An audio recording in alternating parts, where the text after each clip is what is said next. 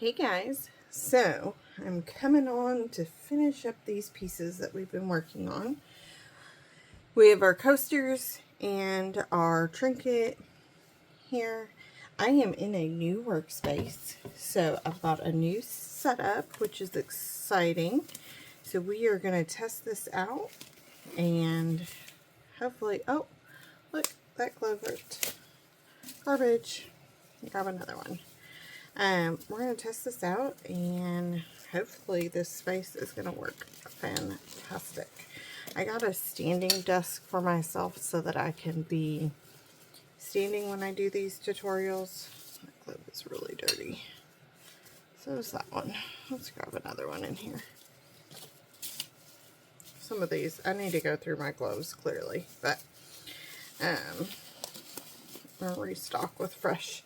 But anyway, I have a standing desk, and so I do believe that is going to give us a lot of advantage in this space and allow me to not be hunched over so much. Goodness. I am actually recording during the day, which is odd, but I have the day where I can. So we are doing that. I'm just getting our turner plugged in so that we can mix up some resin. And in creating this space, I have gotten even more organized. So hopefully this will work out for the better in the long run. All right. So I'm shooting for 80. And we're going to end up probably at 85. The way that just poured. I'll give it just another little drop so that we're right there. Oh, I still have a frog in my throat apparently. I didn't have my coffee this morning. Not totally unusual for me, but you know. Let's see.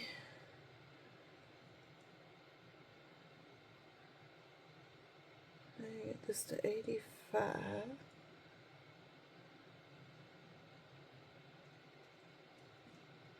There we go. Eek. Alrighty. Get down here and just make sure we're right at 85 on both of those, which is phenomenal. Okay.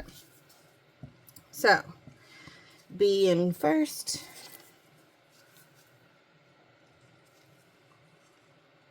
And then we will pop our A in. And I like to scrape these cups super clean.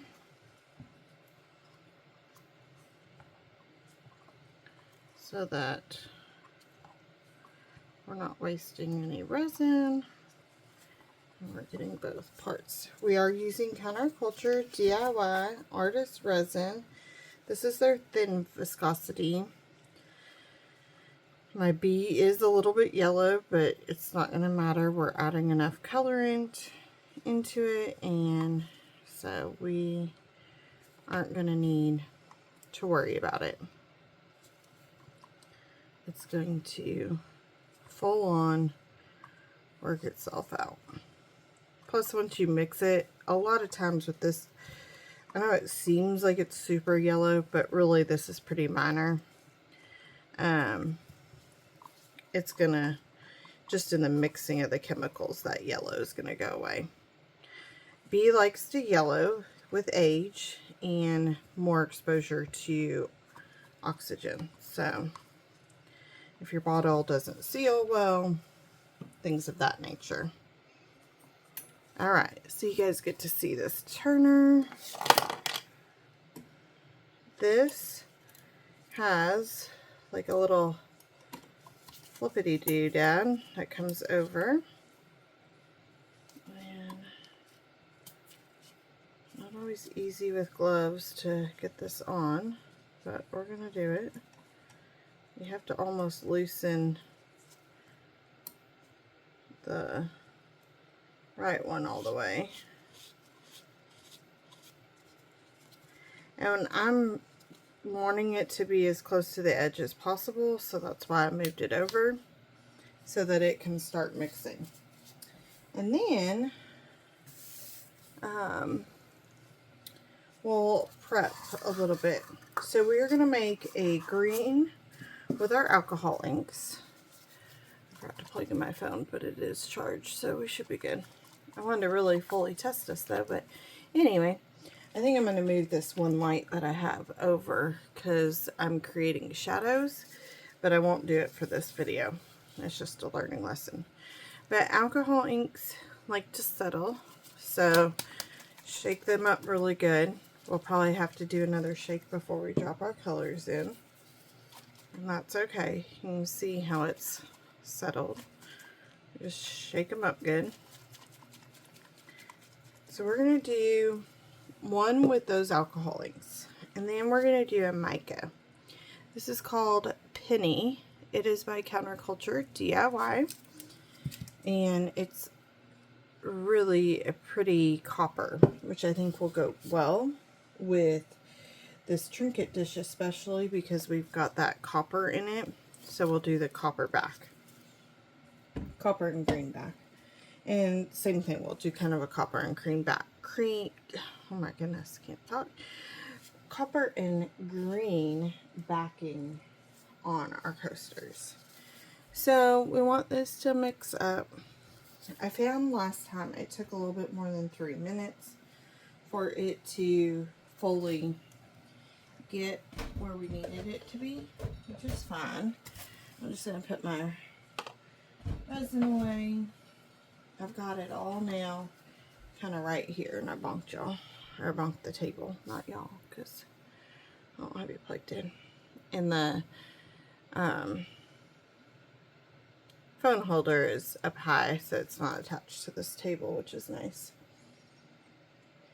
Yeah, we're getting there. It's like we make a few steps forward, a few steps back, but I think I finally have this where I want it.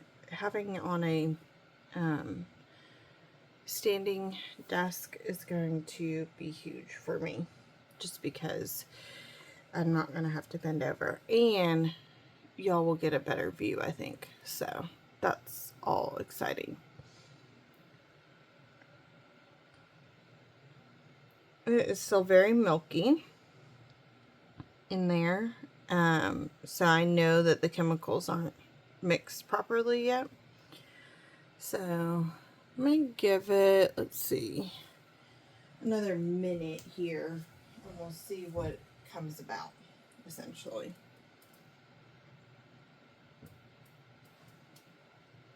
We'll see what happens, and then we can decide what we need to do. Might have to do some hand mixing, which is fine. It's just nice to not have to. You know, those things. Because, yes, it's still very milky in the center. So, in theory, you don't have to unscrew this all the way. It's just enough to get this little doodad off. And it loves to stick.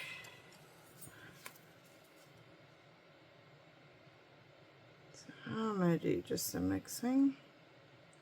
It's so important to have your resin mixed correctly, that you want to make sure that you get it really mixed. It's super important to have both A and B fully mixed. Otherwise you will have patchy resin and you'll have sticky spots. You don't want that.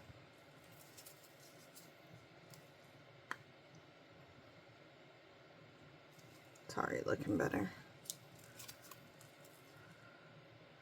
One test I do is I just bring it up and check, and it looks non-stringy, and that's what we want. I don't want any little milky strings in there.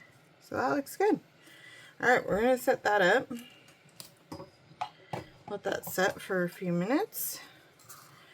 And get us our pieces back over here. Nice. Nice, nice. I did check this yesterday, but I'll just look again. It is level, which is what we want. Which is cool. Cool, cool. I'm gonna hit that a couple times down just so that it can set up. And I'm gonna get my heating gun because I put it away yesterday as a cleaning thing. I gotta get my cord situated. I'm so excited to hop on here. My cords are a little messy. And I clean them up. So I turn it on low, away from my space, and then we're just gonna hit that with a little bit of heat.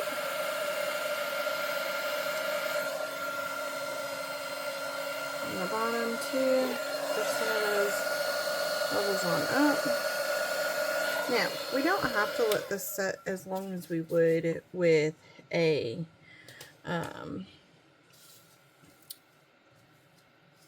blooming side because we're doing the backs. So we don't need it to start setting a super ton before we start doing this part of it. So I'm not concerned from that point. I'm going to move the coasters just off to the side so that I can show you the mixing process here. And I'm going to, for now, I'm going to fill each of these about a half way up. I don't know that I'm going to need all this resin. Actually, I know that I'm probably not going to need all this resin. So my thinking is if I want to do something different, maybe a different color theme, I can definitely do that. I'm going to shake our alcohol inks just a little bit more right before we're adding them. You'll notice bubbles in the resin. That's fine. I'm not concerned about it because it's all going to get popped in this process of us adding the colorants. I was going to do like 5 and I ended up doing like 6 or 7 because it just kind of did a whole squirt. Which is fine. For our mica, I just get like a decent amount on my little stick. I'll stir that up. And then another stir stick. These are silicone little stir sticks that counterculture sells. They're fantastic. I haven't looked on Amazon for anything like it. I got a whole bunch that should last me probably my lifetime because they are reusable. So I like that because I can clean them and use them for the next. Oh, that is really pretty copper. And then we get our green. Big thing with mica is getting all the dry ingredient mixed with the resin, the wet ingredient. And the thing with alcohol inks is all the colorant of the wet ingredient mixed with the other wet ingredient because the resin kind of resists it in a way. So you just want to make sure that it all mixes, and then I like to do that so that I can really see what color it is, because when it's sitting in the cup it looks different. Okay. And you'll notice my space is covered in a silicone mat. This is silicone. This is a little silicone tray. Like everything is covered in silicone so that easy cleanup. Alright. Now, what I want to do, debating on, yeah, I know what I'm going to do. I was like, I'm debating on how I want to do this, but I'm going to just do like swirls. And I'll probably go a little bit thicker This one I'm not going to be so particular, apparently.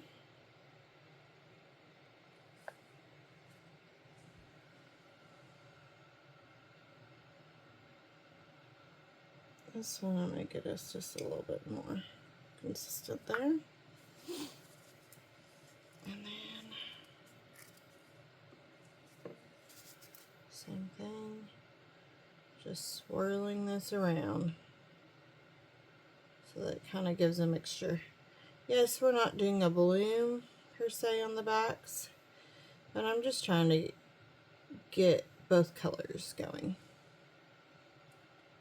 And the cool part is with this is it's the bottom side, so you're not going to see it, but you can kind of experiment with how you want things in the future, which is always fun to do.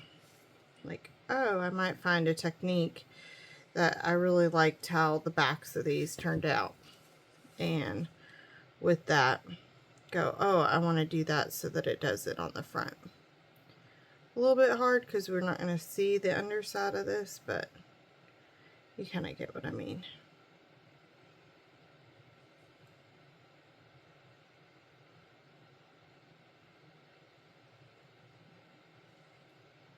Alright, I'm liking it. I'm going to let those set up. I'm going to mix a little bit more of our mica, because we need quite a bit to fill this tray. And I think that we need more resin, especially in this mold. This one's not bad. That was kind of cool. Like doing it as an add-in over there. You can like almost create a design. It's kind of cool. The alcohol ink is separating the mica resin, which is cool looking. Of course, I scrape my paper cups, even though these are going to be tossed in the garbage. I still scrape them because, again, to not have waste. I get as much out as I can, probably to a fault, but it's just something I've always done, and kind of my perfectionist OCD-ness that I have, that I can't not do it. Essentially. Alright, I'm going to get just a little spoon scoop to put the mica in here.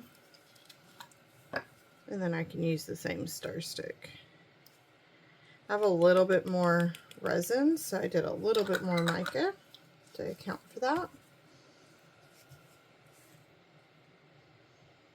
And again, it's just all about mixing that up. Because if you left it like this, you'd have a lot of powdery spots, and some resin that's not got colorant in it, hasn't absorbed the colorant.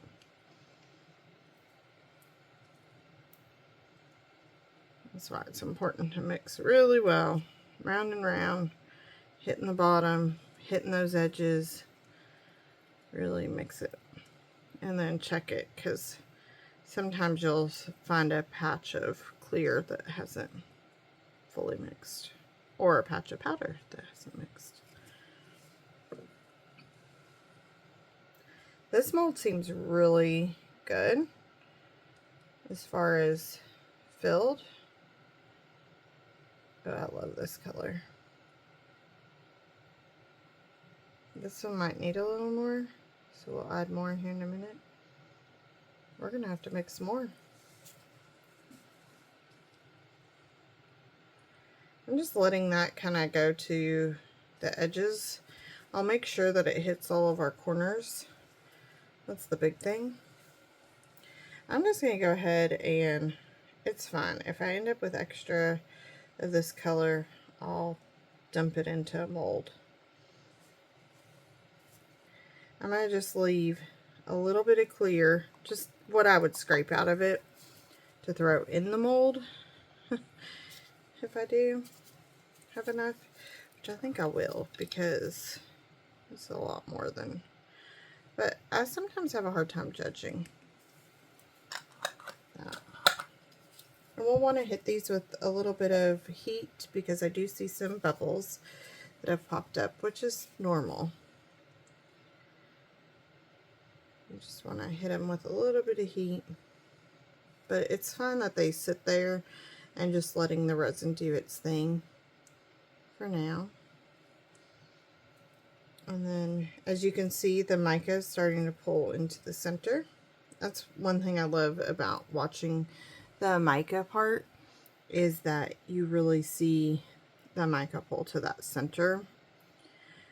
And it allows you to really see how it reacts and performs over time. I saw somebody recently post, they're like, why do I have this weird shape in the center of my mold? It looks so pretty when I poured it, and now it's like got this darker center area.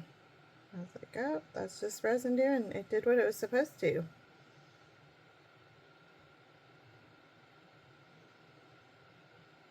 That's all. Nothing wrong happened. Just resin being resin. Yep. I really don't have much left on this, so that's exciting.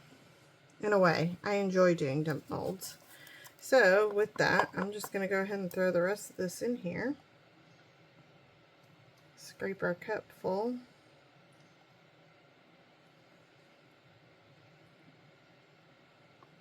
This stick is super long, but I'm trying to not dirty another stick. I am kind of making a mess. I really try to not make too big of messes, because then it's cleanup is that much more difficult, but no, that's fine.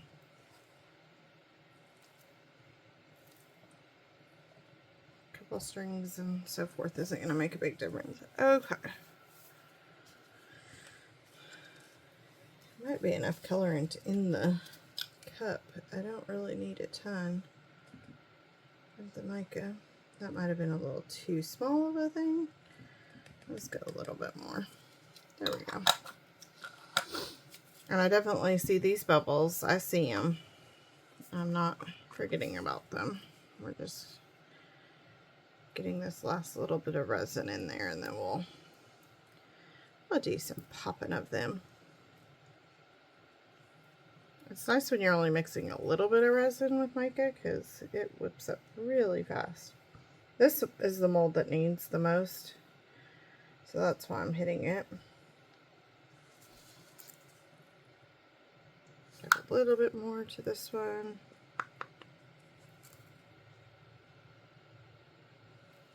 Resin's getting sticky, which is normal, just as telling us to get done.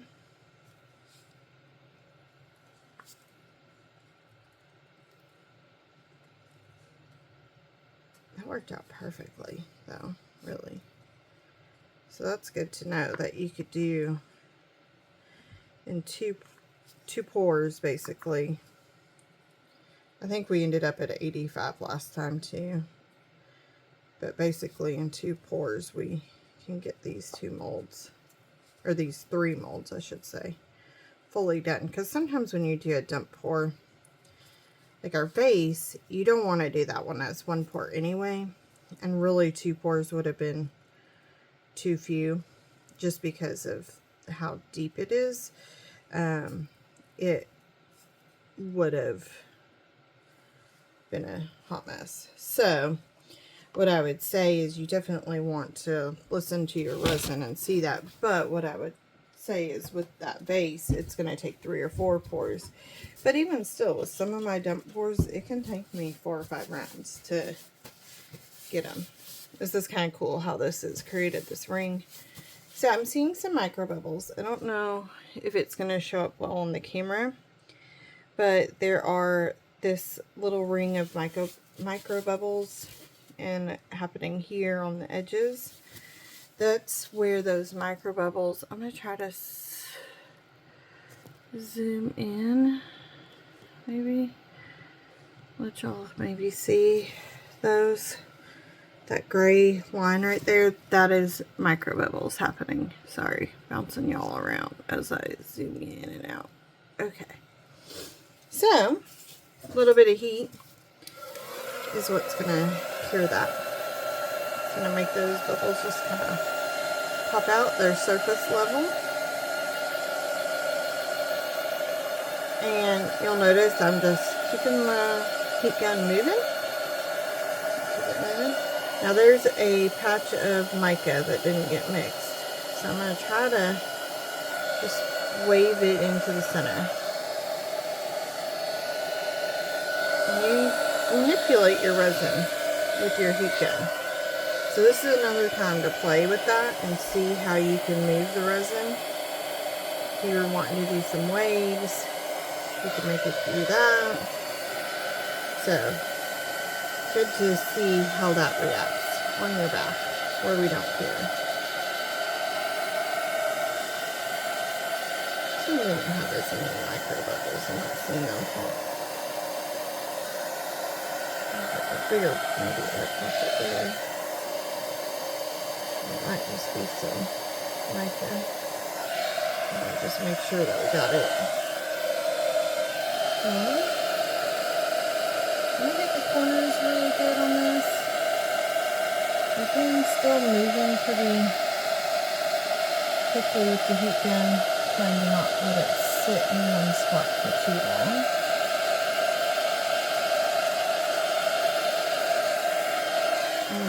I love this color.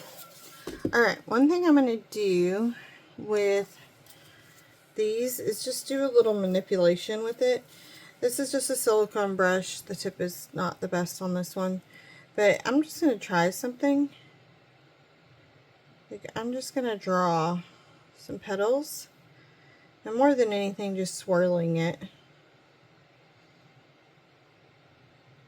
And as you notice, I'm not picking up my brush. I'm not like wiping it off in between. I just want to see how that does and if it gives us anything unique. It's going to shift, I realize that, so I'm not expecting it to stay as maybe crisp as that is, but I just kind of want to see how it does.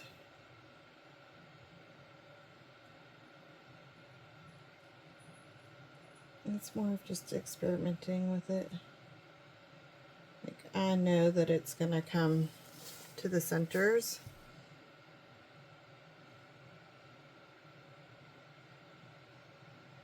And I'm not really worried about the backs, but I just kind of want to give us like a variety.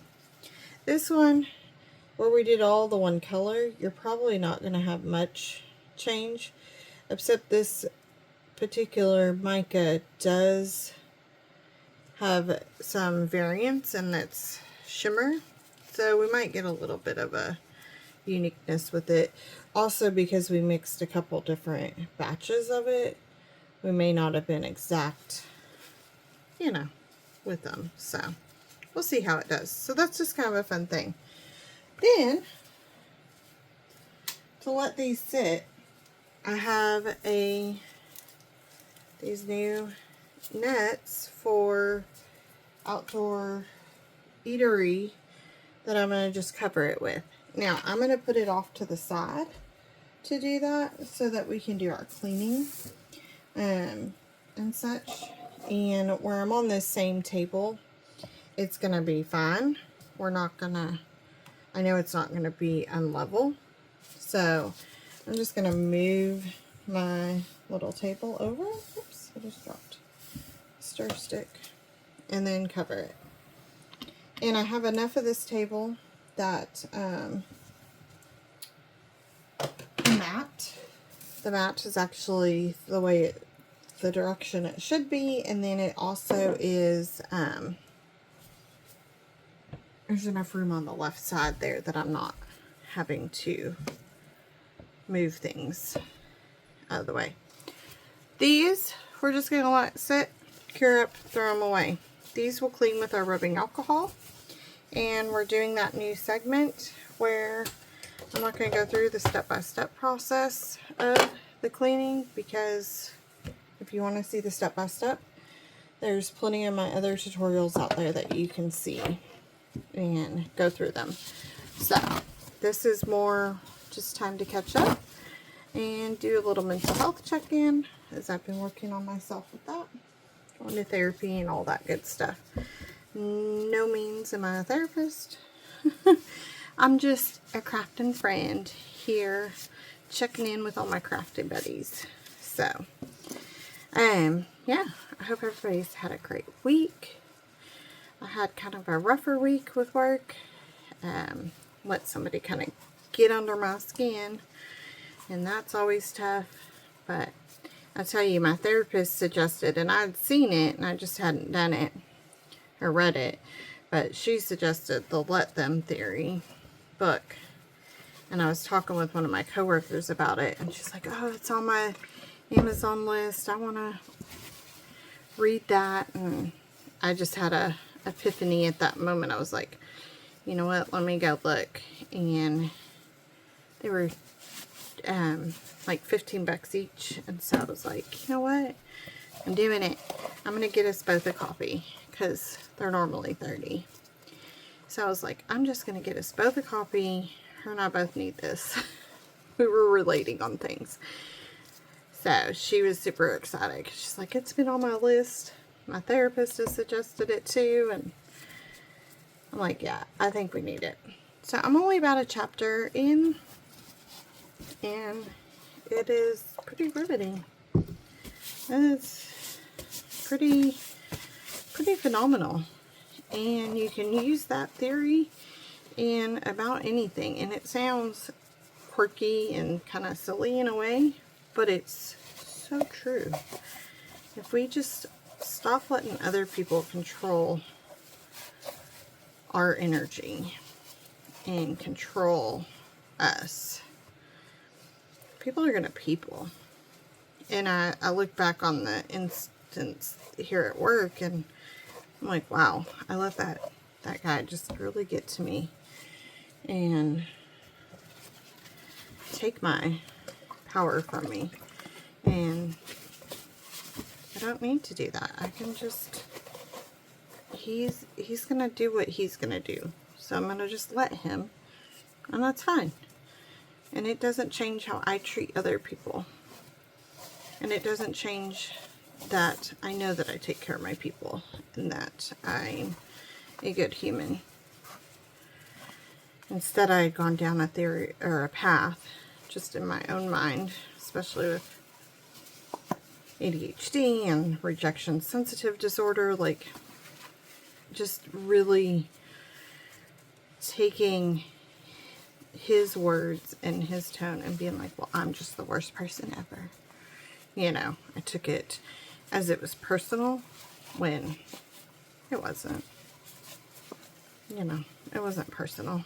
And his opinion or his thoughts or his behavior doesn't have to take away my worth or my control.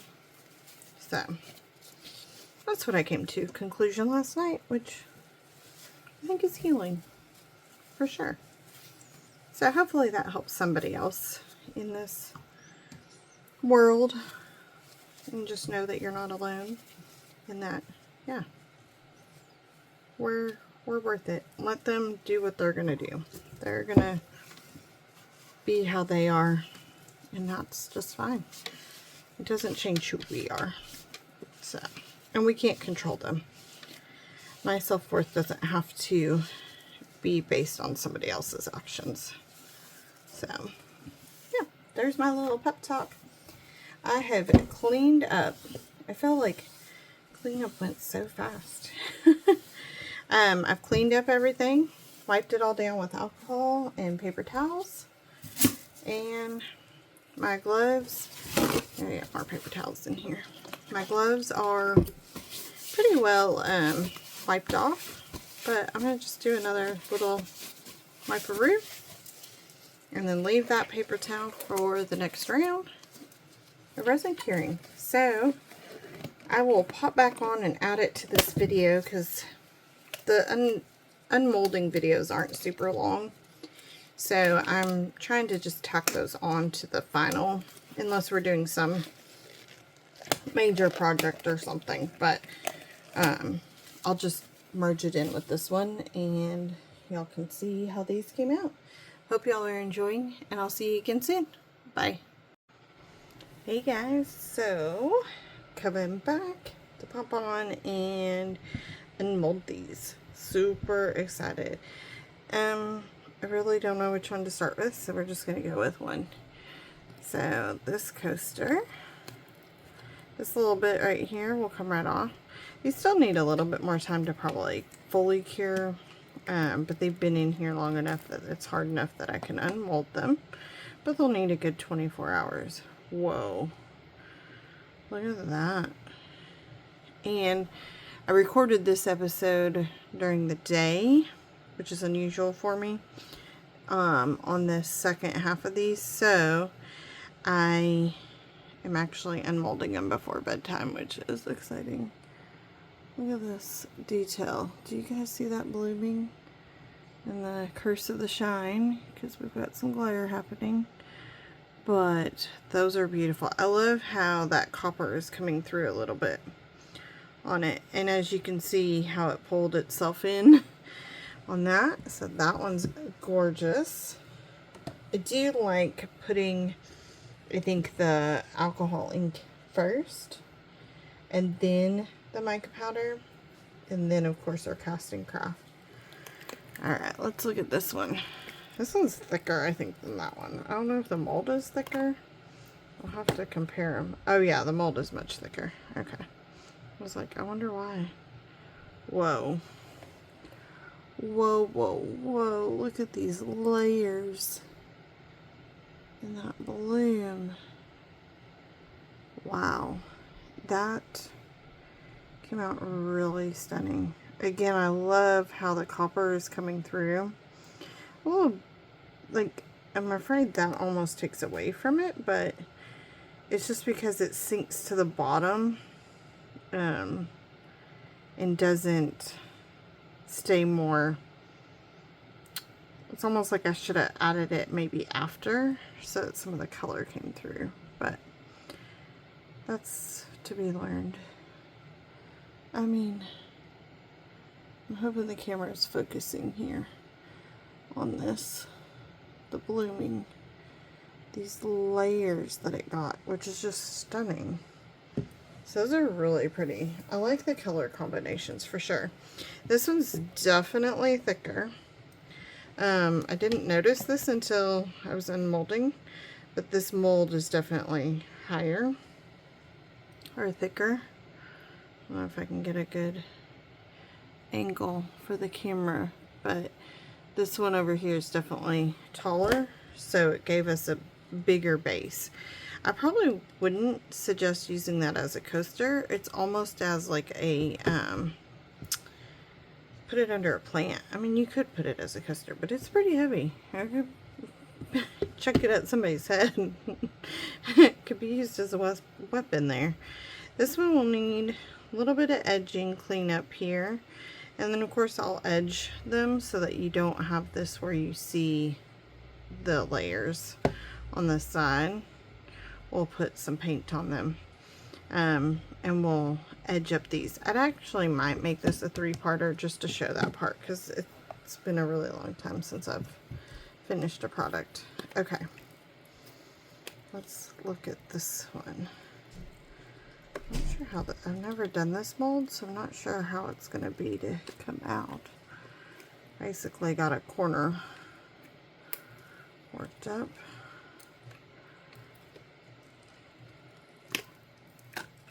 Once you get one corner, then you're pretty golden. It's just about making sure you slowly work that out of there so you don't damage your mold. And then just make sure you flip your mold back the direction it should be. And then these little pieces are going to come right off, but there's definitely a really sharp lip here, so you want to be very careful with this lipping. We'll take a deburring tool and get them. I just want to show y'all this stunning look that we have. We have some clear here, so you really can see how it like sunk in, which is really pretty on our edges. Look at that with the white. Okay, y'all are like, can we just see the other side? Yeah, we ready? Whoa, that is really pretty. Bring it down a little so you can see the whole thing. It looks so pretty. It is a stunning trinket dish, for sure. For sure, for sure. I really like it. And it almost like, this almost looks like a flower in a way, because there's just one copper piece and then some white. Just the way it worked out on that. That is really pretty. I like this mold a lot. It's maybe my new favorite. Not a ton of imperfections. I feel like a little where some air bubbles didn't release here. And a small amount over here. But really, nothing that I would be worried about, you know, selling or giving to somebody. Look at this. Just gorgeous. I love how we get this like waviness right there. It's so pretty. So there are, oh, let's turn these the other way around, y'all. There are our beautiful trio that we did. It's funny because we had the same colorants here, besides we added that copper, and how different the greens really do look. But that's stunning. That is a stunning piece. So yeah, I think I'll do a third part on this one, where we will go through the deburring part, and potentially, if we can't get this smooth, then we may have to put a thin layer on the back of resin, but then also our painting of our edges. This one may need to have a thin layer on the back just to dome it out or to finish it up.